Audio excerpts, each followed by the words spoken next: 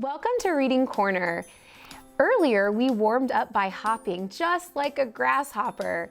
But did you know that grasshoppers can make music? They kind of make a sound too. Well, in today's fable, we're gonna meet a grasshopper who's so busy making music that he forgets to do something very important. Let's see what today's lesson is in our book, Aesop's Fables. The Grasshopper and the Ants. One bright day in late autumn, an ant family was bustling around in the warm sunshine. They gathered grain all day. Just as they were setting it out to dry, a grasshopper jumped over with a fiddle under his arm. "May I please have some grain?" the grasshopper begged. "I'm very hungry." "What?" cried the ants in surprise. "Haven't you stored anything for the winter? What in the world were you doing all summer?" "Oh no, he has nothing to eat. He's just been playing his music." Let's see if they're gonna help him. "I didn't have time to store any food," whined the grasshopper. "I was so busy making music that before I knew it, the summer was gone." The ants shrugged their shoulders. "Making music, were you?" they cried. "How is that going to feed your stomach?" The grasshopper had nothing to say. The ants left a portion of their grain for the hungry grasshopper, turned their backs, and went on with their work. And the lesson of this story, there's a time for work and a time for play. That's a really important lesson. Before we go on, let's remember to say our story across our fingers in order. So let's do first, next, then last. So first, the ants in the story were getting their grain ready for the winter. And next, a grasshopper hopped in and said, "Can I have some?" And then the ant said, "Why don't you have any food?" And he said, "Well, I was busy playing music." And then summer's over. And last, the ants decide to share their grain with the grasshopper. And he learns that you gotta remember, there's some things that are work and some things that are play, and you have to make time for both. What a good lesson.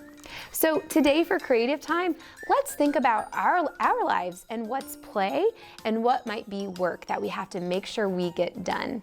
Let me show you.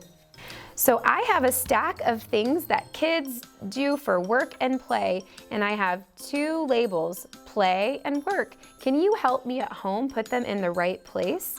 So let's start with the first one. The first one says, make believe. Is that play or is that work? Did you say play? Great job. Make believe is play. Let's do the next one. Building with blocks. Is that play or is that work? What do you think? Great job. That would be playing. I bet you like to play with blocks at school or at home. Okay, for the next one, let's do putting toys away. Is putting toys away play or work? That's right, that would be work. You play with the toys, and when you're finished, you put them away. That's very important. How about this one? Brushing your teeth. We do that in the morning when we wake up, and we do that at night when we go to sleep. Is that play or work? What do you think? Did you say work? That's right. That's something very important that we have to make sure we make time for every day. How about this one? Coloring a picture. Do you think that's play or is that work? Now, I know you can work really hard on a picture, but that's something that you do for fun, right? So that would be play. Okay, we have a few more. Racing your cars. Is racing cars work or play? What do you think? Yeah, I think so too. I think it's play. You play with your cars and have lots of fun. And the last one, we have getting dressed. Is getting dressed work or play? Now you can make believe and play dress up with some things, but every day it's really important that you make time to get dressed. So we'll put it in the work column. Great job helping me sort these different activities into play and work. Thanks for reading today's Aesop's Fable with me. And now you know that playing can be so much more fun when you get your work done. I'll see you next time.